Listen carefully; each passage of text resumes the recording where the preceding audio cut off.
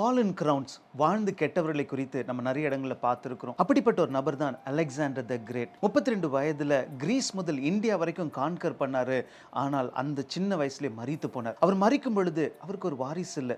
அதற்கு பின்பு பிறந்த அவருடைய மகனும் 14 வயசுல கொலை செய்யப்படுகின்றான்.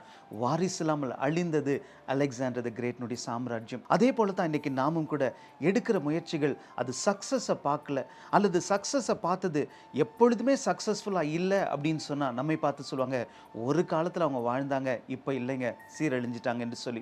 அப்படிப்பட்ட சூழ்நிலை இதை பார்த்துட்டு இருப்பீங்கன்னு சொன்னா வேதம் சொல்லுகிறது, கர்த்தர் வீட்டை கட்டாராகிலும் கட்டுகிறவன் பிரயாசம் விருதான்னு சொல்லி. அப்போ இன்னைக்கு கேட்போம், ஆண்டவரே என் பிஸ்னஸை பிளெஸ் பண்ணுங்க, இந்த முயற்சியை பிளெஸ் பண்ணுங்க, என் ஃபேமிலியை பிளெஸ் பண்ணுங்கன்னு சொல்லி கேட்கும் பொழுது கடவுள் அதை ஆசீர்வதிப்பார். ஒரு பெரிய மாற்றத்தை நீங்க பார்ப்பீங்க. எதெல்லாம் இன்னைக்கு ஃபெயிலியரா, எதெல்லாம் டேக் ஆஃப் ஆகல அப்படின்னு சொல்லிட்டு வருத்தத்தோடு இருக்கிறீங்களோ அது ஒரு பெரிய திருப்பத்தையும் மாற்றத்தையும் நீங்க பார்ப்பது உறுதி. ஒரு நிமிடம் முடிந்தது. மீண்டும் சந்திப்போம்.